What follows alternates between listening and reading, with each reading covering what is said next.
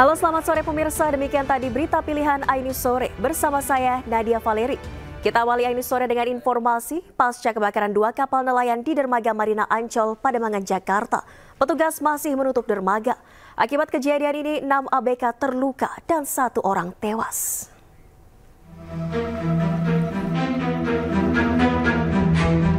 Pasca kebakaran 2 kapal nelayan di dermaga Marina Ancol, Pademangan, Jakarta, petugas masih menutup dermaga. Sementara truk tangki solar yang berada di lokasi juga masih terparkir. Akibat kejadian ini, 6 korban luka ringan yang diduga merupakan anak buah kapal sudah dievakuasi ke Rumah Sakit Sulianti Saroso. Sementara 1 orang korban tewas diduga merupakan sopir mobil tangki solar bernama Tommy. Korban tewas ditemukan saat petugas melakukan penyisiran di sekitar lokasi kejadian dan langsung dibawa ke RS Polri Kramat Jati, Jakarta.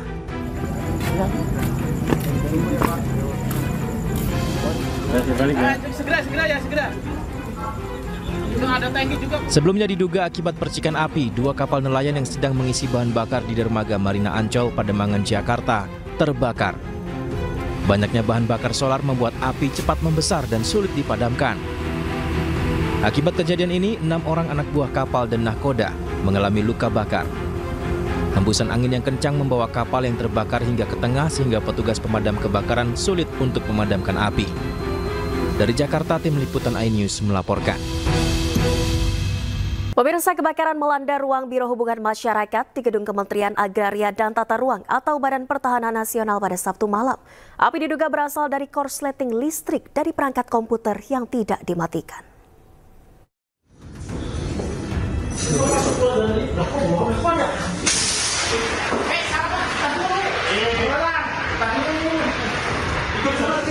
Gedung Kementerian Agraria dan Tata Ruang Badan Pertahanan Nasional di Kebayoran Baru, Jakarta Selatan dilanda kebakaran pada Sabtu malam pukul 23 waktu Indonesia Barat. Api berasal dari ruang Biro Hubungan Masyarakat atau Humas di lantai dasar Gedung Kementerian ATR BPN.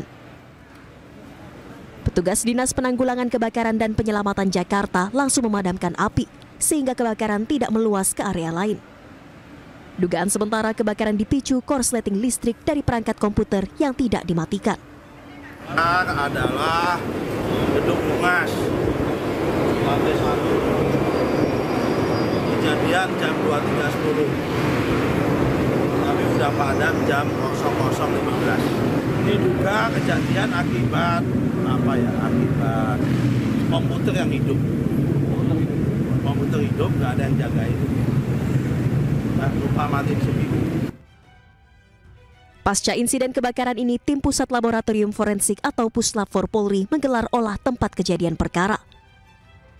Sejumlah barang bukti diamankan penyidik untuk mendalami penyebab kebakaran yang menghanguskan setidaknya 25% dari ruangan Biro Humas.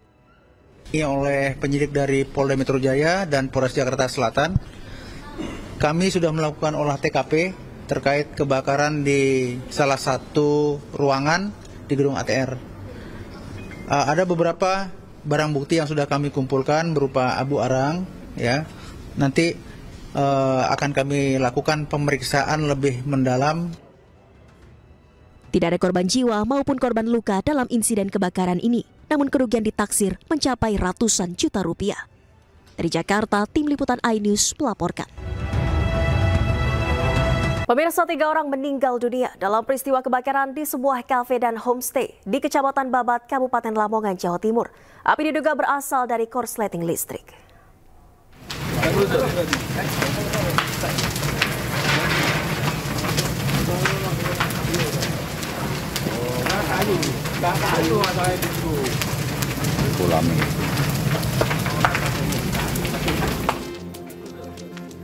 Kebakaran melanda sebuah kafe dan homestay di Kecamatan Babat, Kabupaten Lamongan, Jawa Timur pada Minggu dini hari sekitar pukul 3:40 waktu Indonesia Barat.